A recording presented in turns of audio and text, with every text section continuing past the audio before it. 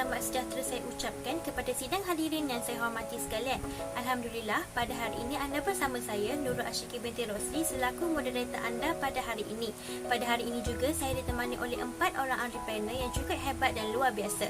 Ada sedikit kelainan mengenai ahli panel yang kita jemput pada hari ini, tapi sebelum kita merentasi dengan lebih menjauh mengenai topik yang akan kita bicarakan pada hari ini, suka untuk saya menerangkan serba sedikit mengenai perbincangan kita pada hari ini. Mungkin ada yang tertanya-tanya perbincangan ini mengenai apa. Jadi saya akan menerangkan supaya mereka yang menonton pada kali ini mendapat gambaran awal mengenai topik yang akan kita ketengahkan sebentar nanti. Untuk pengetahuan semua, pada hari ini kita akan mengupas sebuah filem Hindustan yang saya kira agak terkenal dan saya yakin semua orang pernah tengok, iaitu Kabhi Khushi Kabhie Gham. Filem ini juga merupakan filem yang berkisahkan mengenai konflik kekeluargaan, cinta yang tidak direstui, bagaimana keegoan itu dapat memusnahkan satu keluarga yang pada asalnya sangat harmoni, bagaimana sebuah keluarga yang keharmoniannya telah retak dan hancur kembali bercantum pada akhirnya dan sekali lagi menjadi sebuah keluarga yang bahagia semula.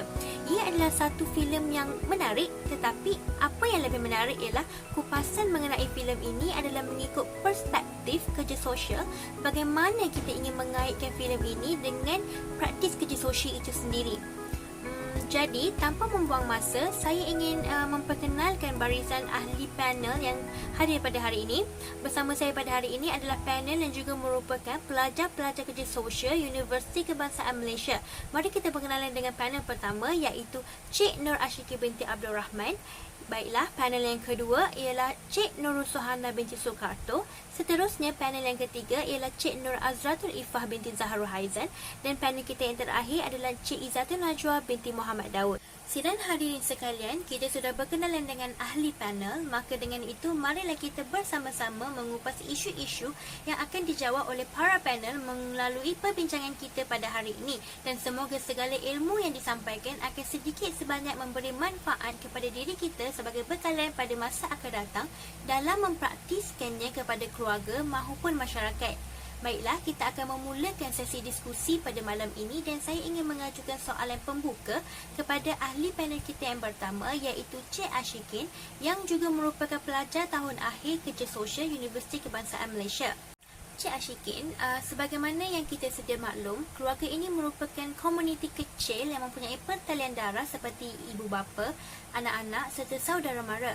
Malah praktis kerja sosial itu sendiri selalu melibatkan keluarga kerana masalah seseorang individu itu dikatakan berkait rapat dan dipengaruhi oleh dinamika keluarganya.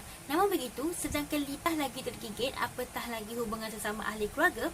Jadi, boleh Cik Ashikin jelaskan apakah yang dimaksudkan dengan konflik kekeluargaan dan bagaimana sebenarnya konflik ini boleh tercetus? Okey, baiklah, terima kasih kepada Cik Moderator kita pada hari ini ya. Nama Cik Moderator sama dengan nama saya.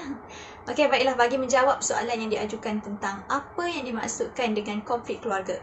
Okey, konflik dalam keluarga ni adalah perkara biasa dalam kehidupan kita. Okey, konflik dalam keluarga ni boleh berlaku di antara kita dan pasangan, di antara ibu bapa dengan anak-anak, okey. Seperti pertengkaran ataupun perbalahan dalam keluarga.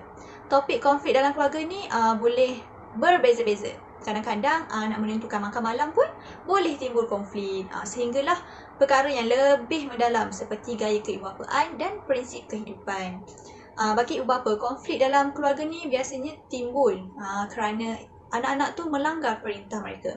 Okay? Manakala bagi anak-anak pula, konflik biasanya timbul kerana ibu bapa ni menghalang mereka untuk mendapatkan apa yang mereka ingin lakukan. Okay? Selain itu, konflik keluarga juga terbentuk apabila ibu bapa cuba untuk mengubah ataupun membentuk tingkah laku anak-anak. Sebagai anak, mereka menganggap bahawa diri mereka ni mempunyai hak dalam setiap perkara apabila telah meningkat usia. Kita dapat ambil contoh ya daripada filem Kabhi Khushi Kabhie Gham ni, yang mana konflik berlaku apabila seorang ayah yang memaksa anaknya, iaitu Rahul, yang merupakan anak angkat dalam keluarga itu, untuk berkahwin dengan pilihan dirinya, iaitu anak kepada rakan baiknya lah kan. Okay? Walaupun Rahul tu sudah mempunyai pilihan hati sendiri. Ini telah menimbulkan konflik di antara seorang anak dan seorang ayah sehingga anaknya dihalau daripada rumah. Hal ini kerana sudah menjadi tradisi keluarga itu bahawa ibu bapa akan mencarikan jodoh untuk anak-anak mereka apabila untuk memelihara maruah keluarga. Bagaimanapun, konflik dalam keluarga ini tercetus apabila berpunca daripada corak komunikasi dan keegoan seseorang individu. Seperti dalam cerita ini, ayah ini tetap dengan pendirian ingin menghalau anak dan menantunya walaupun dirinya sendiri tak sanggup untuk berjauhan. Okey, kita dapat lihat bahawa keegoan seseorang mampu untuk menguasai diri sehingga wujudnya konflik keluarga. Keluarga ni merupakan institusi penting, di mana individu yang mengalami perhubungan interpersonal. Kesejahteraan dan kepuasan hidup ni bergantung kepada kualiti komunikasi dalam keluarga. Anak-anak juga tidak mempunyai pilihan kecuali menjadikan keluarga sebagai tempat rujukan mereka. Jadi, keluarga yang mampu mengendalikan konflik dengan baik dilihat mempunyai sikap kasih sayang yang saling menghormati antara satu sama lain, ya. Selain itu, dengan komunikasi keluarga yang baik juga, anak-anak mempunyai kepuasan diri yang tinggi. Terima kasih Encik Syikin. Jawapan yang sangat padu serta jelas memberi gambaran kepada kita semua tentang konflik kekeluargaan.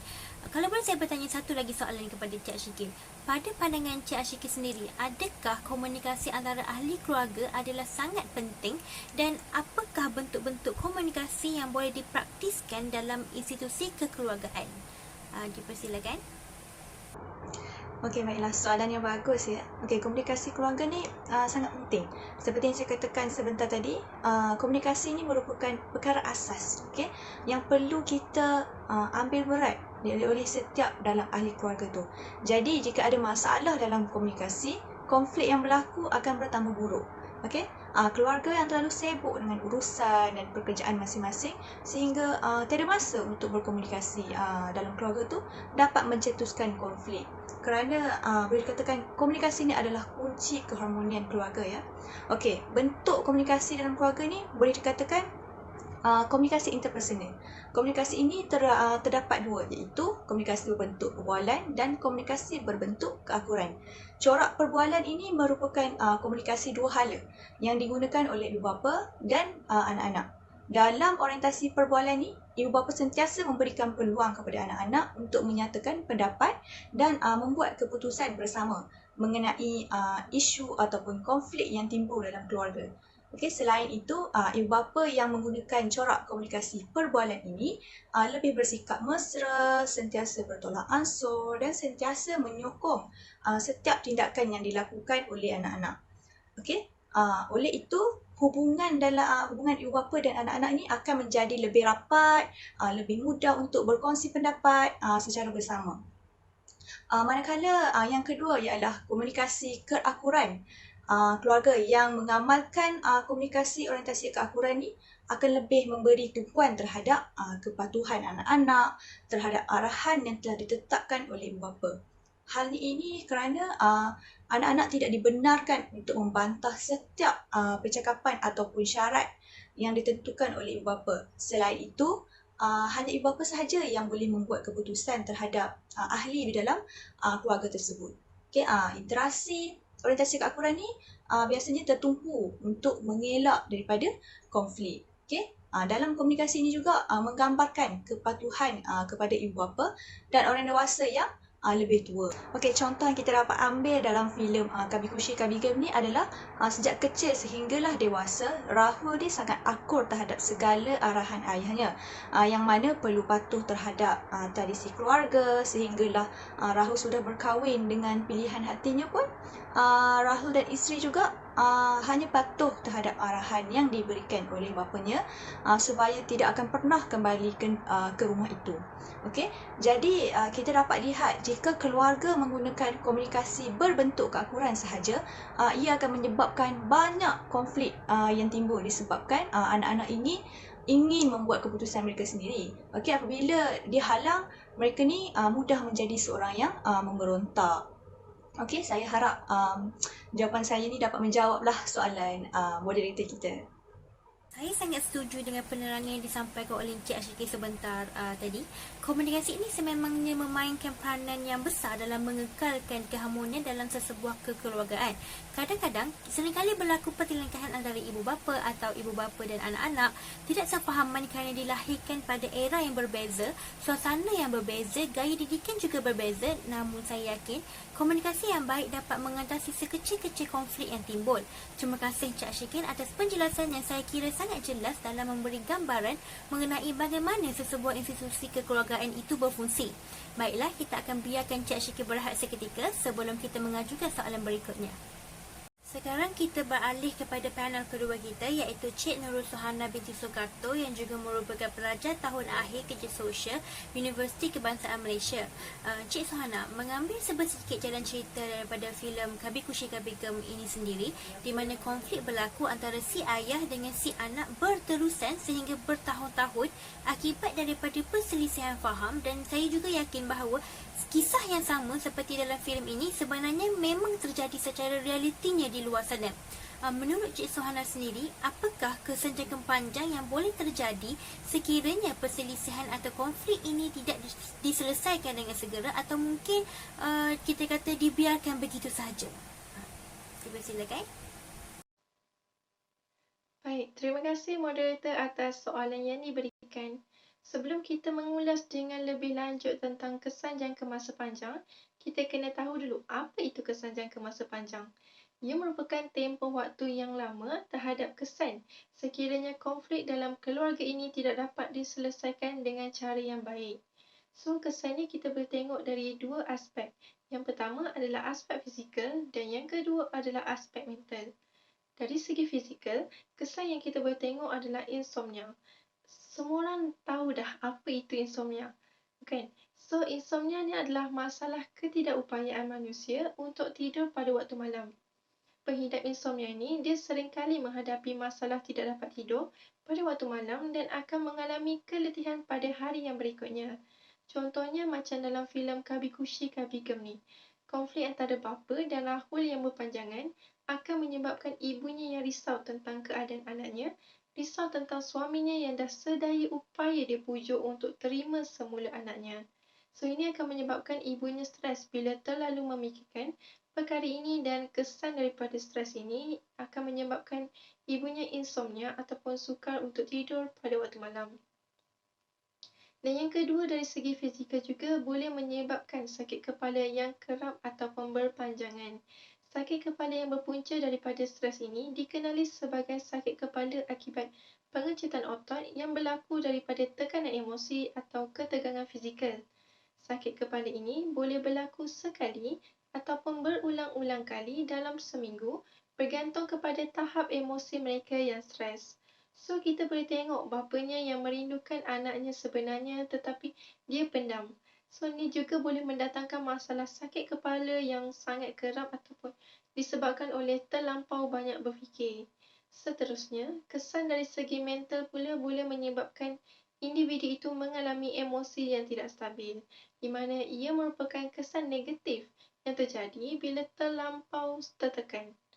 Individu itu juga akan sering rasa cemas dan mudah risau tentang perkara-perkara kecil yang berlaku.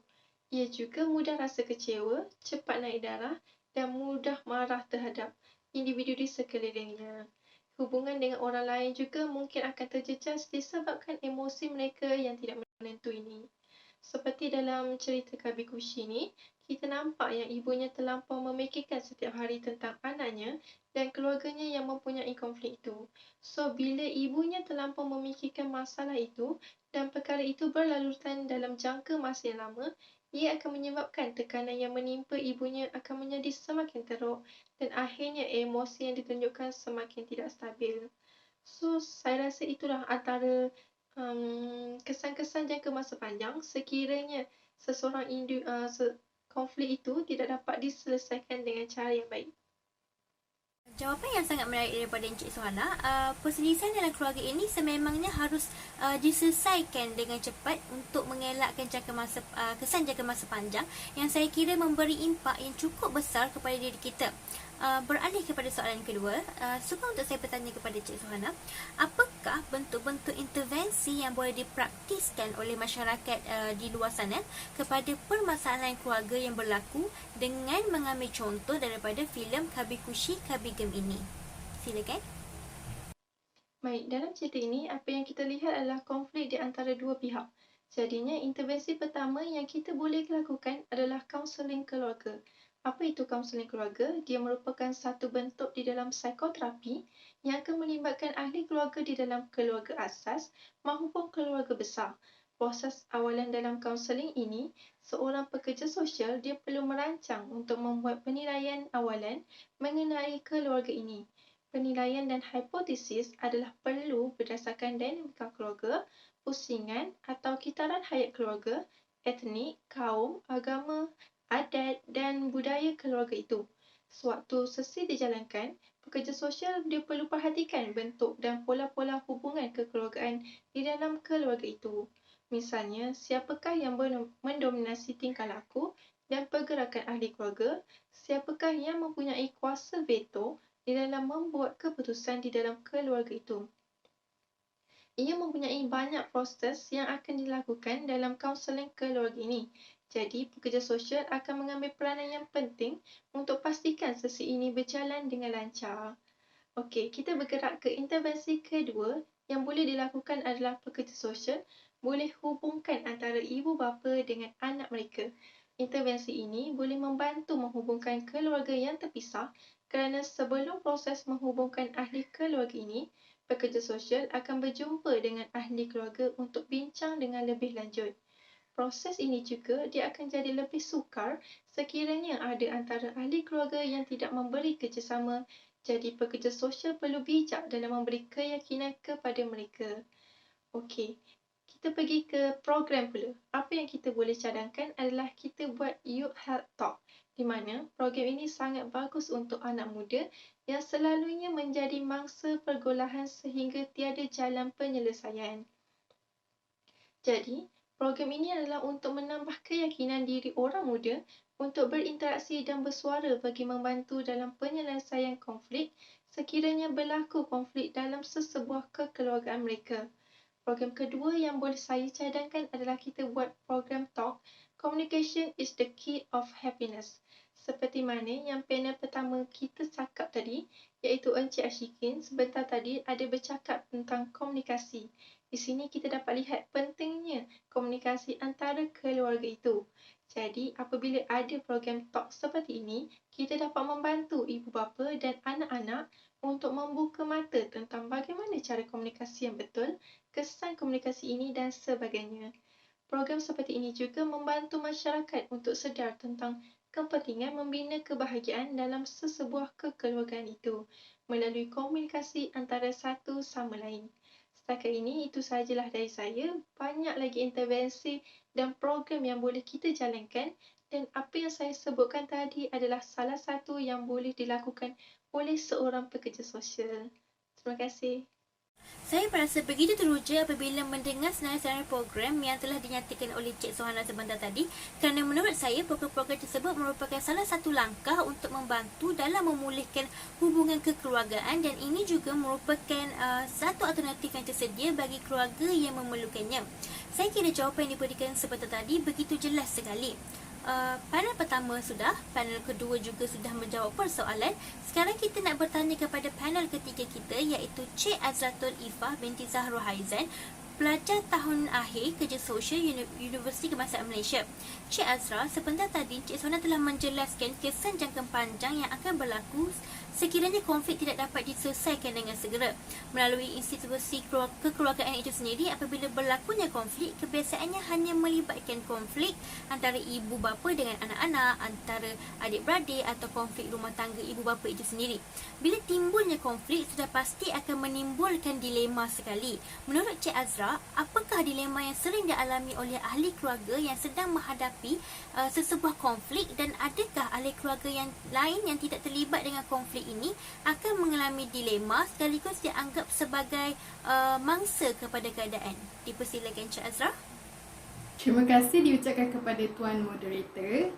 Jadi, seperti yang kita semua tahu, dilema ini adalah satu keadaan yang menyebabkan kesukaran dalam membuat pilihan antara dua alternatif, iaitu seperti benda, orang ataupun situasi atau lebih, yang mana dia boleh dikatakan sebagai keadaan di mana seseorang itu dia terpaksa untuk memilih antara dua atau lebih pilihan yang bertentangan, yang mana satu pun tidak boleh diterima. Seperti yang kita dapat lihat, kuncinya di sini ini adalah orang itu dia mempunyai pilihan untuk membuat semuanya, namun hasil yang akan didapati tidak diingini. Sebagai contoh, ada seorang Datuk Bandar ni, dia mengalami dilema tentang bagaimana untuk melindungi hutan simpan, dan pada masa yang sama dia membenarkan pelombong dan juga pembalak ini untuk menjalankan pembangunan ekonomi di bandar tersebut. Namun, jika seseorang itu dia berada dalam situasi yang sukar tetapi tidak dipaksa untuk memilih antara dua atau lebih pilihan ini, maka orang tersebut tidak mengalami dilema. Paling tidak dapat kita katakan adalah orang itu hanya mengalami situasi yang bermasalah ataupun situasi yang menyusahkan. Oleh itu, perkara yang paling logik untuk dilakukan oleh orang tersebut adalah dia perlu mencari alternatif ataupun penyelesaian untuk mengatasi masalah tersebut. Justeru, terdapat beberapa bentuk dilema yang wujud. Antaranya adalah double bind, iaitu di mana seseorang ni atau mangsa ni dia diletakkan dalam situasi yang tidak menang oleh orang lain. Mangsa ni dia merasakan bahawa dia ni wajib untuk bertindak, tetapi kedua-dua pilihan itu tidak sesuai dengan kebenaran. Kadang-kadang dikaitkan dengan orang lain. Sebagai contoh, pekerja ini digalakkan untuk meluangkan masa untuk berehat, dan pada masa yang sama untuk memenuhi sasaran prestasi yang majikan ditetapkan itu, kebiasaan dilema terlalu banyak untuk mengerah pekerja tersebut lah. Okey, selain daripada itu, bentuk dilema yang kedua adalah dilema moral. Dilema ini berlaku di mana watak ni dihadapkan dengan konflik moral ataupun etika. Dalam dilema seperti itu, memilih satu moral itu dia akan mengakibat pelanggaran yang lain ataupun melakukan satu perkara yang boleh mendatangkan hasil positif, tetapi ia adalah salah secara moral dia. Okeylah, saya bagi contoh lah. Seorang ini dia mencuri daripada orang kaya untuk memberi makan kepada orang miskin. Jadi di situ kita dapat salah lah. Okey. Seterusnya adalah dilema tawanan yang mana sering digambarkan dalam kisah jenayah, yang mana ia melibatkan dua pihak yang mana masing-masing dia menghadapi hukuman yang berbeza berdasarkan bagaimana pihak yang berkelakuan itu berlawanan. Ianya adalah mengikuti corak ini. Sebagai contoh, kita ada pihak A ni, dia melepaskan parti B. Pihak A ini akan menerima hukuman yang lebih rendah sekiranya kedua-dua pihak A dan B saling menyerah. Kedua-duanya akan menerima hukuman yang maksimum. Walau bagaimanapun, sekiranya A atau B ni tidak melepaskan kedua-duanya, akan menerima hukuman yang minimum. Akhir sekali adalah dilema Sophie's Choice, yang mana melibatkan pilihan antara dua perkara yang menyebabkan kematian ataupun kehancuran yang mana tidak dipilih. Okey, baiklah, berbalik kepada soalan kedua yang ditanyakan oleh tuan moderator, di mana ahli keluarga lain yang tidak terlibat dengan konflik ini akan mengalami dilema sekaligus dianggap sebagai mangsa keadaan.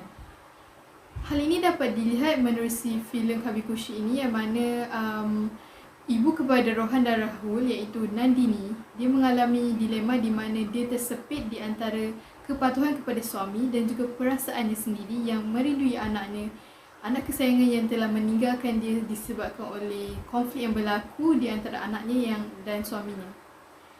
Ini secara tidak langsung membuatkan Nandini ini menjadi mangsa keadaan yang terpaksa mengubarkan perasaan rindu dia terhadap anaknya demi menjaga hubungannya dengan suaminya yang tercinta. Perkara ini juga dapat dilihat apabila Nandini mengalami dilema dalam menyatakan kepada suaminya bahawa Rohan itu sudah mempunyai pilihan hatinya sendiri untuk dibuat isteri.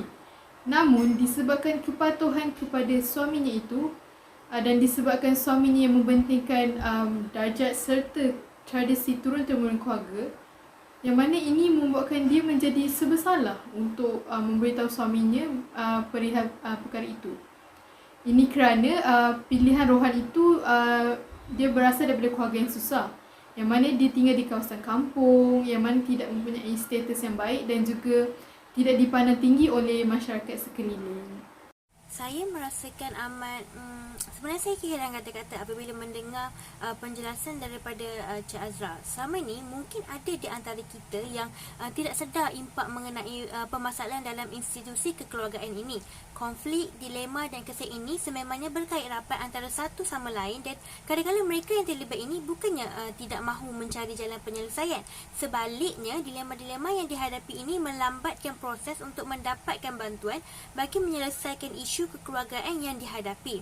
Baiklah Cik Azra, ada satu persoalan yang sebenarnya bermain-main di minda saya. Bagaimana analisis hubungan sosial ini dijalankan dalam membantu menyelesaikan konflik kekeluargaan yang berlaku? Dipersilakan Cik Azra. Okey, baiklah. Bagi menjawab persoalan Tuan Moderator, terlebih dahulu saya akan menerangkan apa itu analisis hubungan sosial yang mana dapat membantu dalam menyelesaikan konflik kekeluargaan yang berlaku. Analisis hubungan sosial itu adalah suatu analisis yang dijalankan bagi memperlihatkan individu yang bermasalah serta tekanan yang dihadapi olehnya akibat daripada 3 kategori ini, iaitu sistem mikro, sistem meso dan sistem makro. Sistem mikro ini merujuk kepada biologi, psikologi dan sosiologi individu ini, manakala bagi sistem meso pula merujuk kepada ibu bapa, adik-beradik, rakan sebaik ataupun sekolah ataupun persekitaran yang hampir dengan individu. Berdasarkan daripada filem ini, kita dapat lihat bahawa ayah kepada Rohan dan Rahul, iaitu Yash, merupakan individu yang bermasalah. Beliau ini adalah penyebab kepada keretakan keluarganya. Ini dapat lihat daripada sudut yang pertama, iaitu sudut sistem mikro, yang mana sikapnya yang ego dan mementingkan darjat serta sifat mementingkan tradisi yang mana telah menyebabkan keruntuhan institusi keluarganya. Perkara ini dapat lihatlah apabila Yash dia tidak menerima pandangan orang lain dan semua harus mengikut cakap beliau, yang mana dilihat menerusi pemilihan calon menantu yang mana dia mahukan calon yang sederajat dengannya. Justru dia tidak menyukai Anjali yang mana tidak sederajat dan sama yang tidak seketurunan dengannya. Yang kedua pula adalah sistem meso. Yash ini dia tidak rapat dengan anak-anaknya disebabkan oleh ketegasannya dalam menjadi seorang ketua keluarga.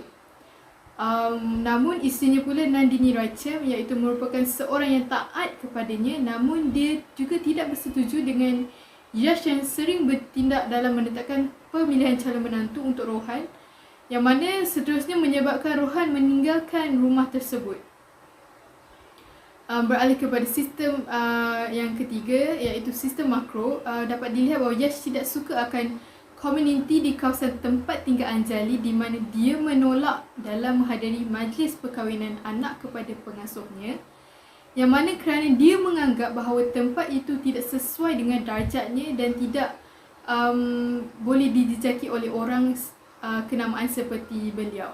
Melalui jawapan yang diberikan oleh Cik Azra, hari ini kita dapat gambaran yang sangat jelas mengenai sistem-sistem sosial dengan mengambil contoh melalui filem Kabikushi Kabigem itu sendiri. Saya rasa lebih mudah untuk kita fahami dengan cara ini. Baiklah, kupasan isu semakin lama semakin menarik, banyak jawapan yang dilontarkan dan semestinya semakin banyak ilmu yang dapat kita gaut.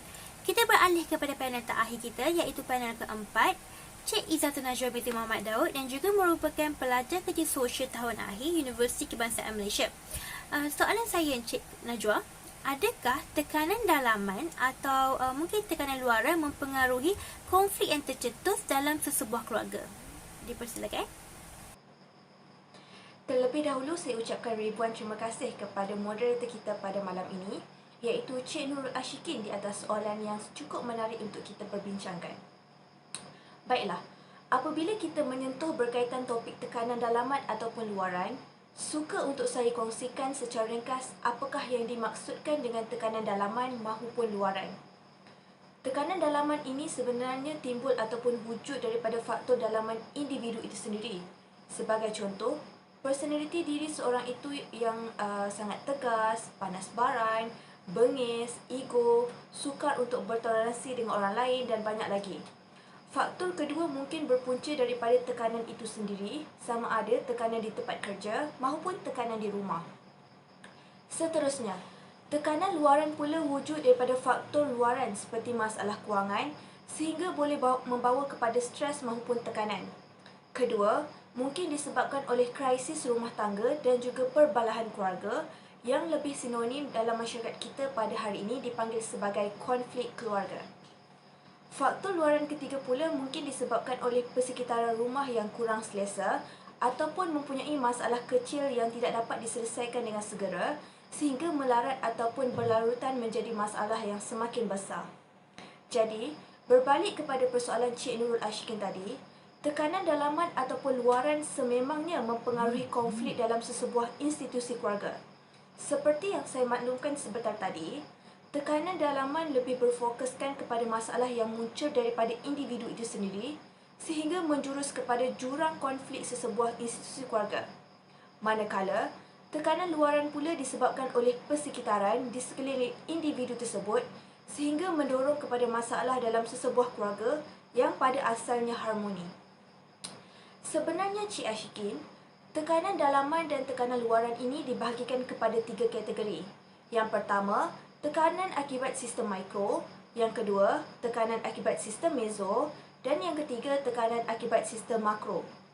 Sistem mikro merujuk kepada biologi, psikologi dan juga sosiologi. Manakala sistem meso pula merujuk kepada ibu bapa, adik-beradik, rakan sebaya, sekolah ataupun persekitaran yang hampir dengan individu. Bagi sistem mikro dalam filem yang ditonton ini, Yash menonjolkan yang mana beliau memegang watak seorang bapa yang dari aspek biologinya mempunyai sifat peribadi yang ego. Ini dibuktikan lagi suatu pemilihan calon menantu untuk Rahul. Yash sudah menolak sekeras-kerasnya pemilihan yang dipilih oleh Rahul oleh kerana bakal menantunya iaitu Anjali bukan daripada keturunan sederajat seperti keluarga mereka. Scene ini juga membuktikan yang mana watak Yash sebagai bapa adalah seorang yang ego dan tidak boleh menerima sama sekali pandangan dan juga suara daripada orang lain termasuklah ahli keluarganya. Jika kita kaitkan sistem meso pula dengan filem Kabhi Khushi Kabhie Gham, kita dapat lihat yang mana watak yang dipegang oleh Rohan dan Rahul iaitu sebagai seorang anak lebih rapat dengan ibunya iaitu Nandini Richard berbanding bapanya iaitu Yash oleh kerana ketegasan yang dimainkan oleh Yash sebagai ketua keluarga mengakibatkan anak-anak mereka kurang akrab dengannya. Akhir sekali, sistem makro merujuk kepada budaya, institusi, organisasi dan juga komuniti yang dianggotai oleh individu-individu. Contohnya, dalam filem ini yang mana Yash tidak suka dengan Anjali oleh kerana latar belakang daripada golongan biasa saja yang jauh beza seperti ahli keluarga mereka yang begitu mewah dan mempunyai keturunan yang sederajat. Buktinya, sewaktu Yash mendapat undangan majlis perkahwinan anak kepada pembantunya iaitu Saida, beliau memang tidak berkeinginan untuk pergi ke majlis tersebut, sebaliknya telah menghantar Rohan sebagai wakil daripada keluarga mereka untuk pergi ke jemputan di sana. Saya harap jawapan ini memadai dengan soalan Cik Nurul Ashikin sebentar tadi. Sebenarnya Cik Najwa, melalui filem Kabhi Khushi Kabhie Gham ini, kita dapat lihat watak ayahnya yang saya kira lebih egois dan pentingkan diri sendiri. Dalam arti kata yang lain, tiada siapa yang dapat membantah setiap keputusan yang ditentukan oleh si ayah. Melalui kupasan ahli-ahli panel sebentar tadi, perkara ini sememangnya akan merosakkan keharmonian sesebuah keluarga. Jadi Cik Najwa, bagaimana setiap ahli keluarga perlu memainkan peranan masing-masing dalam mengekalkan keharmonian keluarga dan apakah kepentingan menjaga hubungan kekeluargaan itu sendiri? Dipersilakan. Soalan yang sungguh menarik juga daripada moderator kita pada malam ini. Baiklah, antara cara yang boleh dipraktikkan oleh setiap ahli keluarga dalam mengekalkan keharmonian keluarga ialah pertama, mengamalkan sifat berkasih sayang dan juga kasih mengasihani. Mengapa saya katakan sebegini? Kerana lumrah setiap individu inginkan dan mahukan kasih sayang, sama ada kasih sayang sesama ibu ayah maupun kasih sayang antara adik-beradik. Kasih sayang perlu ditonjolkan kerana ia merupakan pemangkin ataupun pelengkap semangat bagi setiap ahli keluarga. Jadi, apabila kasih sayang ini diberikan secara penuh, pastinya tidak akan timbul isu dalam kelompok ahli keluarga kita seperti bermasam muka, berselisih pendapat, bergaduh hal yang kecil dan sebagainya kerana setiap ahli keluarga menanamkan sifat berkasih sayang di antara satu sama lain. Selain itu, cara kedua adalah mengamalkan sikap berkomunikasi secara positif.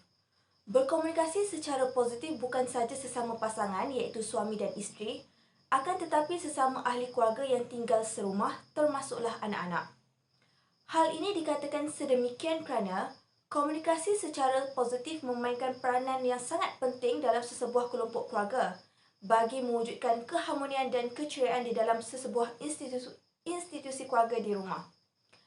Apabila komunikasi ini gagal dipraktikkan oleh setiap individu di dalam sebuah keluarga, ia akan mewujudkan jurang komunikasi yang kurang baik, keluarga menjadi pecah belah dan masing-masing melakukan hal sendiri tanpa mengambil peduli hal orang lain. Jadi, berkomunikasi secara positif dan membincangkan isu ataupun hal yang harmoni perlu dipraktikkan dalam setiap ahli keluarga di dalam rumah. Secara umumnya, Cik Ashikin, terdapat beberapa aspek yang boleh saya kongsikan kepada ahli panel yang lain dan penonton di luar sana mengenai kepentingan apabila kita menjaga hubungan kekeluargaan.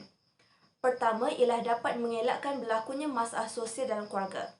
Seperti yang kita sedia tahu, remaja pada masa kini berbeza dengan remaja pada zaman kita dahulu kerana teknologi dan media massa merupakan aset yang boleh mempengaruhi dan mengubah segala bentuk tingkah laku atau kelakuan mereka sama ada baik ataupun sebaliknya. Jadi, peranan ibu bapa di sini adalah untuk menegur dan menasihati secara berhemah sekiranya anak-anak ini ada melakukan sebarang kesilapan ataupun gejala yang tidak sihat. Sesebuah institusi keluarga yang harmoni dan bahagia dapat membendung masalah sosial anak-anak mereka. Hal ini kerana jika sesebuah keluarga ini kucak-kacir, selalu bertengkar, tidak mewujudkan kasih sayang antara satu sama lain, sudah pasti akan melahirkan generasi yang bermasalah dan mencipta sebuah keluarga yang tidak harmoni. Kepentingan kedua apabila kita menjaga hubungan kekeluargaan itu sendiri adalah dapat melahirkan satu generasi muda yang berketerampilan. Dalam sebuah keluarga, wujudnya ayah dan ibu yang berperanan membantu anak memahami erti kehidupan, terutamanya dari aspek kesopanan yang mesti diamalkan oleh setiap anak. Sehubungan dengan itu, ibu bapa bertanggungjawab dalam menyemai kesedaran mengenai pentingnya kehidupan beretika. Contoh teladan yang baik ditonjolkan oleh ibu bapa terhadap anak-anak akan menjadi ikutan yang baik. Hal ini kerana anak-anak tidak akan melibatkan diri kepada masalah sosial kerana mereka sedar perbuatan-perbuatan yang negatif itu akan menyakiti hati ibu bapa mereka. Sebaliknya, mereka akan menjadi orang yang mempunyai sasiah yang baik serta menghormati ibu bapa, bersopan santun dan mendengar nasihat ibu bapa. Saya sangat bersetuju dengan pernyataan mengenai kasih sayang tersebut. Bagi saya, kasih sayang itu merupakan sesuatu yang mendamaikan dan menyatukan. Berkasih sayang sesama manusia itu juga merupakan orang kata satu lumrah dalam kehidupan. Baiklah, terima kasih saya ucapkan kepada Cik Najwa. Kita kembali untuk bertanyakan soalan kepada Cik Ashikin. Suka untuk saya bertanya, adakah konflik yang berlaku antara ahli keluarga ini sebenarnya menimbulkan tekanan emosi dan apakah pendekatan penyelesaian masalah yang sesuai untuk digunakan oleh ahli keluarga yang terlibat dalam konflik kekeluargaan ini? Dipersilakan. Okey, agak mencabar ya soalan kali ini. Okey, pada masa kini kita dapat lihat banyak akhbar yang menceritakan tentang tekanan ya. Okey, kebanyakan akhbar yang ditulis ni menyatakan bahawa keluarga adalah punca seseorang individu itu mengalami tekanan. Okey, konflik keluarga ni menyebabkan tekanan dalam hubungan di antara ahli keluarga. Selain itu, keluarga yang berjaya mengatasi konflik ni dapat memperbaiki hubungan tersebut dan bebas daripada sebarang tekanan. Walau bagaimanapun, apabila konflik tidak dapat diselesaikan, ini akan menjadi punca kepada keruntuhan institusi keluarga. Konflik yang timbul daripada perubahan dalam keluarga ni menjadi punca kepada tekanan. Jadi, tekanan keluarga ni merujuk kepada wujudnya ketidakseimbangan di antara tuntutan dan kemampuan keluarga itu untuk memenuhi tuntutan tersebut. Segala konflik dan perubahan yang berlaku menghasilkan emosi yang negatif, antaranya adalah kecewa, marah, sedih dan murung. Fungsi komunikasi keluarga ini untuk membenarkan remaja membuat pertimbangan mengenai peranan, fungsi dan perhubungan dalam keluarga. Ia dapat membantu anak-anak mencari identiti mereka dan membantu remaja membuat keputusan yang mereka inginkan. Sebagai contoh yang saya dapat ambil daripada filem ini, Anjali yang baru sahaja kehilangan seorang ayah, dia ada tempat untuk bergantung, terus berkahwin dengan Rahul. Selepas itu, perkahwinan ini tidak direstui oleh ayah Rahul. Kita dapat lihat tekanan emosi yang dialami oleh Anjali sangat teruk ya. Dia perlu menghadapi semua konflik dalam satu masa yang sama. Selama bertahun-tahun dia menginginkan kasih sayang seorang ibu dan restu seorang ayah mertua. Tekanan emosi ini juga berlaku bila Rahul yang hanya memendam rasa rindu terhadap keluarga setelah bertahun-tahun meninggalkan keluarga itu. Okey, jadi tekanan emosi ini tidak boleh dipandang ringan ya. Kita harus atasi dengan cara pengurusan emosi yang betul agar keadaan ini tidak menjadi begitu teruk dan mendatangkan masalah mental yang lain. Bagi penyelesaian masalah ini, boleh saya katakan adalah peranan individu dalam keluarga. Dalam keluarga sangatlah penting ya. Setiap ahli keluarga mempunyai peranan yang perlu dimainkan bagi mewujudkan kefungsian sesebuah keluarga. Jadi setiap ahli keluarga perlulah saling bertolak ansur dan di antara yang muda ataupun yang lebih tua. Okay, ibu bapa juga merupakan individu yang perlu menggerakkan keluarga yang sejahtera. Ibu bapa ini merupakan role model dan menjadi contoh terhadap perkembangan anak-anak.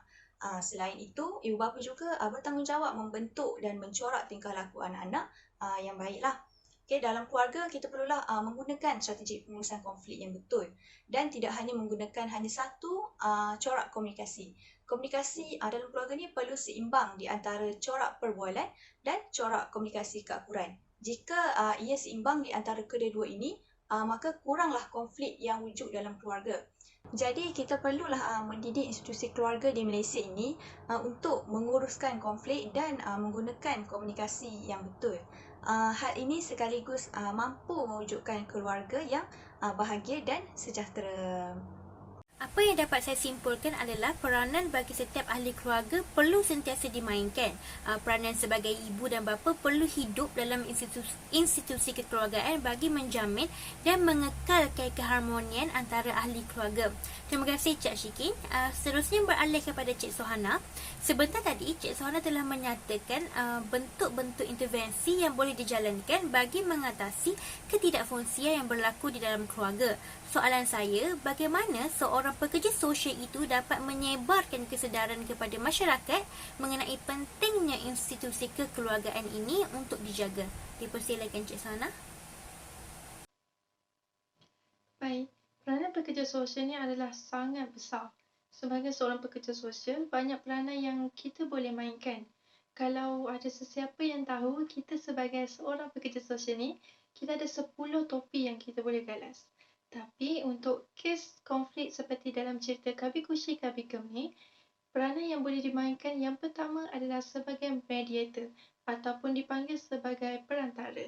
Sebagai perantara, pekerja sosial akan bertindak untuk membantu klien yang sedang menghadapi konflik bagi mencari kata sepakat dan mewujudkan persefahaman.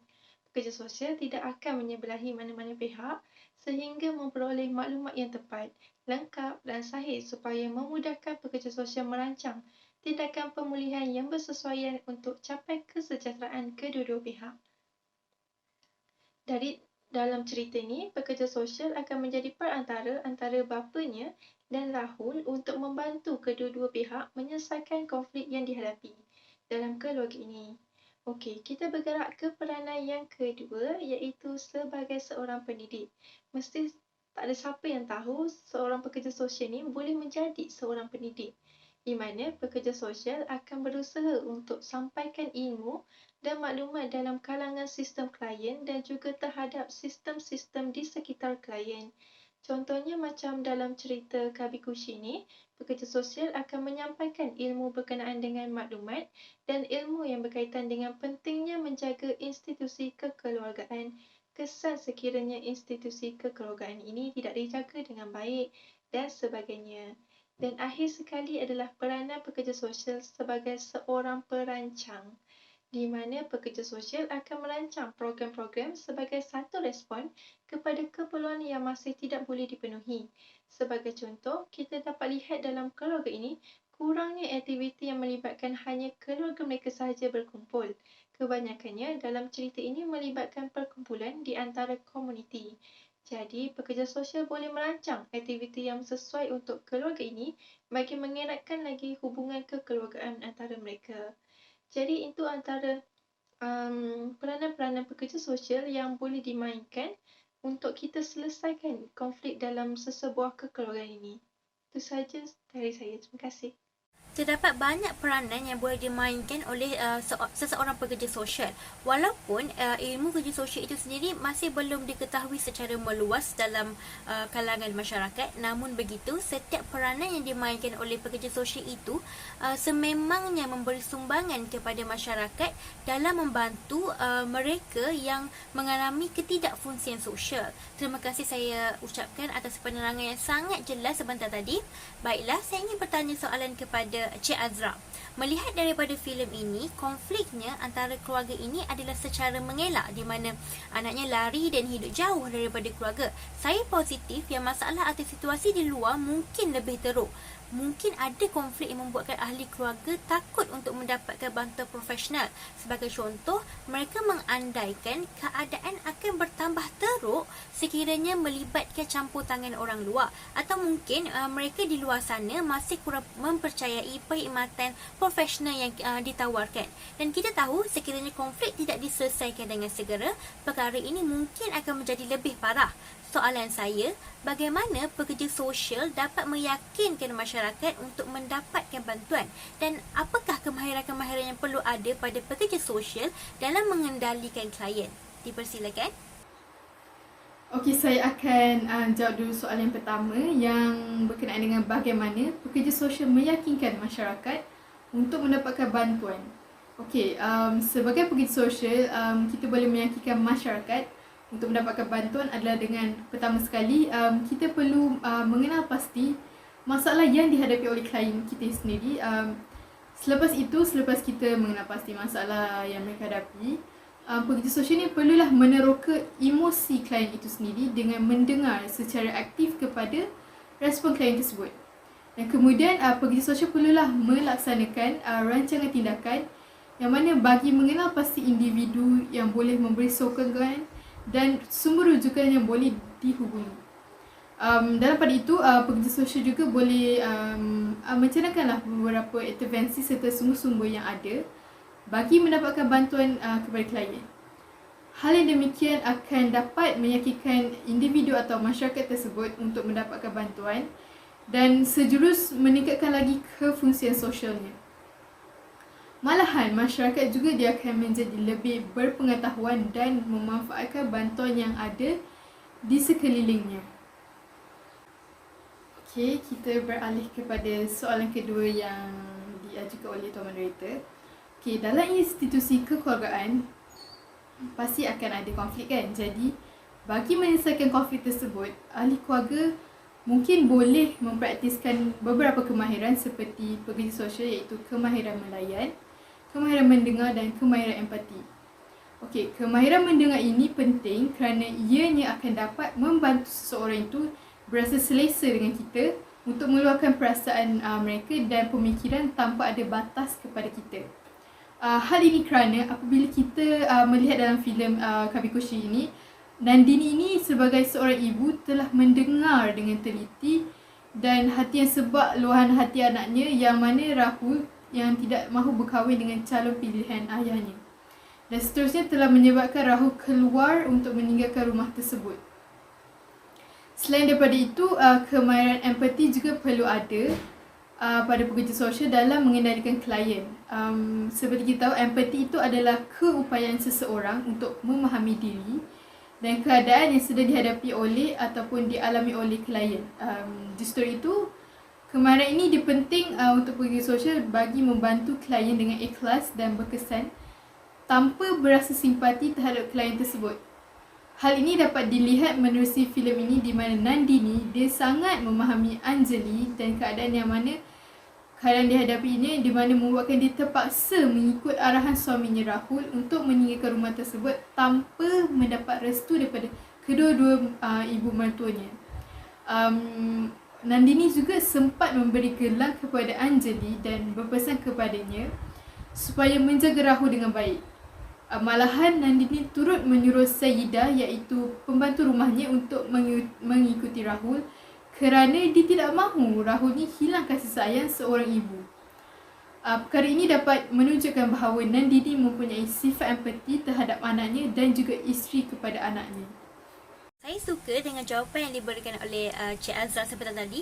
Bagi mereka yang mungkin sedang menghadapi konflik kekeluargaan sehingga menjejaskan fungsi kehidupan seharian, jangan takut untuk mendapatkan bantuan profesional. Pekerja-pekerja profesional ini sebenarnya berkhidmat adalah untuk membantu masyarakat. Tidak kiralah psikiatri, kaunseling, ahli psikologi maupun pekerja sosial, matlamatnya hanya satu, iaitu untuk membantu mengembalikan kesejahteraan dalam masyarakat. Baiklah, soalan seterusnya saya tujukan kepada Cik Najwa. Gaya keibubapaan memainkan peranan yang besar dalam membentuk keharmonian sesebuah keluarga. Boleh Cik Najwa jelaskan jenis-jenis gaya keibubapaan yang mungkin diamalkan oleh keluarga di Malaysia dan apakah gaya keibubapaan yang terbaik untuk dipraktiskan dalam membentuk kemakmuran dalam institusi kekeluargaan? Dipersilakan Cik Najwa. Terima kasih Cik Ashikin atas soalan tersebut.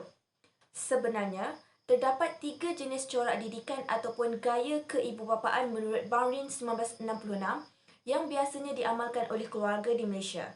Antaranya ialah gaya authoritarian iaitu terlalu tegas, yang kedua adalah permisif iaitu memberikan kebebasan dan akhir sekali adalah gaya autoritatif iaitu memberikan kebebasan dan dipersetujui bersama. Corak didikan authoritarian yang pertama menurut Bahrain 1966 ialah cara membesarkan anak-anak oleh ibu bapa dengan mengenakan kawalan yang ketat ke atas tingkah laku anak mereka dengan membuat peraturan dan juga nilai-nilai yang mesti dipatuhi tanpa dipersoalkan. Corak didikan ini adalah lebih ke arah menunjukkan ketegasan ibu bapa dalam mendidik anak-anak dan ianya lebih cenderung untuk menggunakan disiplin yang bersifat hukuman sekiranya anak mereka melanggar sesuatu disiplin yang telah ditetapkan. Corak ataupun gaya keibubapaan yang kedua adalah permisif. Permisif bermaksud sifat terbuka yang membolehkan atau mengizinkan anak-anak mereka melakukan sesuatu tanpa bantahan daripada ibu bapa mereka. Jadi, ibu bapa yang mengamalkan corak ini menunjukkan ciri komunikasi yang lebih bersifat terbuka dan kurang menekankan tingkah laku yang baik terhadapnya, akan tetapi ibu bapa gagal dalam membentuk had-had batasan yang tegas berbanding gaya keibubapaan yang pertama. Dengan kata lain, corak didikan ini memberi kebebasan sepenuhnya kepada anak-anak sehinggakan anak berperilaku buruk ataupun tidak matang. Akhir sekali, jenis gaya keibubapaan yang ketiga adalah autoritatif. Autoritatif bermaksud satu cara ataupun asuhan untuk membesarkan anak-anak oleh ibu bapa dengan mengenakan peraturan ataupun had-had batasan tingkah laku tertentu tetapi membenarkan komunikasi yang bersifat terbuka. Makna kata, gaya didikan ketiga ini anak-anak diberikan kebebasan untuk membuat keputusan sendiri dalam menentukan sesuatu perkara. Akan tetapi, ibu bapa masih mengawal tindakan yang dilakukan oleh anak-anak mereka. Kesimpulan kecil yang dapat saya rumuskan di sini, corak didikan autoritatif adalah corak didikan yang terbaik dan boleh dipraktiskan dalam membentuk kemakmuran dalam institusi keluarga di Malaysia. Hal ini kerana gaya didikan ini adalah gaya didikan yang tegas akan tetapi mesra. Jika kita kaitkan dengan filem Kabhi Khushi Kabhie Gham dalam watak seorang ayah iaitu Yash dan juga ketua keluarga, kita dapat lihat yang mana jenis gaya keibubapaan yang digunakan dalam filem ini adalah berbentuk corak didikan authoritarian. Hal ini kerana kita dapat lihat dengan jelas yang mana watak seorang ayah mendominasi secara keseluruhan kuasanya sehinggakan calon menantu untuk pilihan anaknya iaitu Rahul turut dikawal. Pada asalnya, Yash ingin menjodohkan Rahul dengan Naina, namun Rahul tidak setuju dan malah memilih Anjali. Oleh kerana Rahul iaitu anak kandung Yash tidak akur dengan pilihan yang dipilih oleh seorang ayah, mengakibatkan beliau terpaksa dihalau daripada rumah untuk beberapa tahun lamanya. dan Yash sudah tidak anggap Rahul sebagai anaknya lagi. Ini membuktikan bahawa watak yang dipegang oleh Yash iaitu seorang ayah mempunyai kuasa veto yang penuh dalam mengawal sebuah keluarga yang dahulunya harmoni akan tetapi kemudiannya berpecah belah. Gaya keibubapaan ini juga sebenarnya memainkan peranan yang besar dan salah gaya yang diterapkan dalam institusi kekeluargaan mungkin secara tidak sengaja akan menimbulkan konflik dalam keluarga. Nasihat saya kepada ibu bapa di luar sana, berhati-hati dalam memilih gaya mendidik. Banyak akan membaca mengenai parenting skill. Ibu bapa di luar sana harus sentiasa ingat gaya didikan itu sentiasa berubah-ubah mengikut peredaran zaman. Gaya yang sama tidak akan kekal sepanjang masa dan tidak valid untuk kita membandingkan gaya didikan kita dahulu dengan sekarang, dan saya kira agak selfish bagi ibu bapa yang memaksa anak-anak mereka untuk mengikut gaya didikan mereka pada zaman dahulu dengan menggunakan ayat seperti mama dulu okey je kena rotan dengan hanger, papa dulu kena kurung sebab nakal. Mohon untuk ibu bapa mengambil berat tentang permasalahan ini supaya dapat kita mengelakkan konflik daripada berlaku kepada keluarga kita. Soalan terakhir saya ditujukan kepada semua ahli panel kita pada malam ini. Saya percaya filem Kabikushi Kabigem ini adegannya tidaklah negatif semata-mata. Jadi saya nak tanya, apakah impak positif yang terkandung di dalam filem ini yang dapat kita kongsikan bersama mereka yang menyaksikan kita pada hari ini? Kita mulakan dengan Cik Ashikin. Betul tu kata Cik moderator kita ya. Banyak impak positif yang boleh kita ambil daripada cerita Kabikushi Kabigem ni. Antaranya adalah pendirian jati diri Anjali yang terlalu cinta terhadap tanah airnya. Walaupun Anjali ni tinggal di luar negara tetapi dia masih membawa adat budaya dan tradisi daripada keluarga India. Begitu juga apabila Anjali yang memujuk Rahul untuk pulang ke pangkuan keluarganya di India. Saya masih ingat lagi ayatnya yang kata macam ni kepada Rahul ya. Ayolah kita pulang kepada keluarga kerana di sini bukanlah negara kita, bukanlah tempat kita. Hal ini telah menunjukkan bahawa walaupun sudah bertahun-tahun mereka tinggal di luar negara, mereka masih mempunyai jati diri yang kuat terhadap negara mereka. Sekian jawapan daripada saya kepada Cik Moderator. Okey, terima kasih.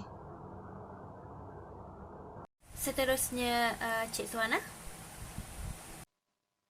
Pasti ramai yang pelik, adakah nilai positif dalam cerita ni?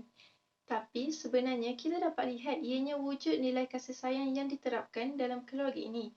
Walaupun si bapa kekal dengan egonya, namun sebenarnya dia memendam rasa rindu dan sayang kepada anaknya si Rahul yang jauh dari keluarga. So, kita dapat tengok Rohan sebagai seorang anak yang membantu dan sedaya upaya inginkan keluarga mereka bersatu kembali seperti dulu. Dia lakukan pelbagai cara sehingga perlu belajar ke London untuk berjumpa dengan abangnya Rahul. Dari sini kita dapat lihat nilai kasih sayang yang wujud yang dibina dalam keluarga ini. Jadi, dalam filem Kabikushi Kabigem ini, kita dapat ambil impak positif yang ditunjukkan oleh Rahul yang sedaya upaya menyatukan balik ahli keluarganya yang terpisah. Rahul sangat memainkan peranannya sebagai seorang anak yang mementingkan kasih sayang dalam sesebuah kekeluargaan itu. Jadi pentingnya untuk kita sama-sama mewujudkan nilai kasih sayang dalam keluarga kita kerana ia merupakan kunci kebahagiaan dalam sesebuah kekeluargaan itu. Jadi itulah impak positif yang saya rasa ia sangat penting untuk kita ambil dan jadikan pengajaran untuk kita bina keluarga bahagia. Terima kasih. Seterusnya Cik Azratul Ifah. Dipersilakan. Okey, baiklah. Menjawab kepada soalan yang terakhir yang telah diajukan, impak positif yang terkandung dalam filem ini adalah kepatuhan seorang isteri terhadap suaminya. Hal ini dapat dilihat apabila Nandini tidak pernah melawan mahupun membantah segala keputusan yang dilakukan oleh suaminya itu. Ini dapat dilihat apabila dia bersetuju dengan keputusan yang dibuat oleh suaminya iaitu Yash dalam pemilihan calon menantu walaupun perkara itu tidak dibincang bersama-sama dengannya. Malahan dia juga turut berdiam diri dan akur apabila suaminya mengusir anak kesayangannya iaitu Rahul daripada rumahnya, yang mana disebabkan oleh Rahul mempunyai isteri yang tidak sedarjat dengan mereka.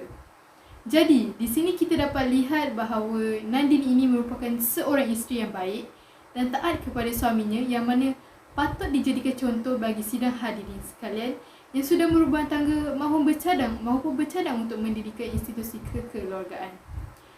Hal ini penting agar institusi kekeluargaan yang aman dan harmoni dapat dibentuk. Dan akhir sekali, Cik Izzatun Najwa, dipersilakan. Baiklah, memandangkan saya memegang watak sebagai seorang ayah iaitu Yash dalam filem ini, impak positif yang dapat kita sama-sama lihat adalah pada pengakhiran jalan cerita filem Kabhi Khushi Kabhie Gham ini, seorang ayah atau lebih dikenali sebagai seorang ketua keluarga akhirnya mengalah dan berjaya menurunkan ego selepas konflik yang berlaku sebelum ini demi isteri, anak dan juga menantunya. Disebabkan sifat mengalah yang cuba ditonjolkan oleh seorang ayah dalam filem ini, membantu menyatukan kembali sebuah keluarga yang lengkap yang mana sebelum ini berpecah belah. Selain itu, setelah bertahun-tahun lamanya dan akhirnya Yash memaafkan dan menyetujui hubungan Rahul dan isterinya. Filem ini berakhir dengan kebahagiaan yang mana mereka berkumpul bersama-sama dalam pernikahan Rohan dan juga Pooja. Jadi, ini adalah antara impak positif yang dapat saya kongsikan kepada sidang hadirin semua. Baiklah, itulah sebentar tadi perbincangan kita bersama ahli-ahli panel. Mudah-mudahan setiap input yang diperoleh memberi manfaat kepada diri kita semua yang menonton. Saya akhiri perbincangan ini dengan yang baik datangnya daripada Allah Subhanahu Wa Taala dan yang kurang adalah melalui kelemahan saya sendiri semasa mengendalikan sesi ini. Terima kasih diucapkan kepada barisan panel yang memeriahkan lagi perbincangan pada hari ini. Tidak lupa juga kepada mereka yang menonton video ini sehingga ke penghujung. Sehingga kita berjumpa lagi. Jaga diri, jaga penjarakan sosial, sentiasa patuh akan SOP, #kita jaya kita. Assalamualaikum.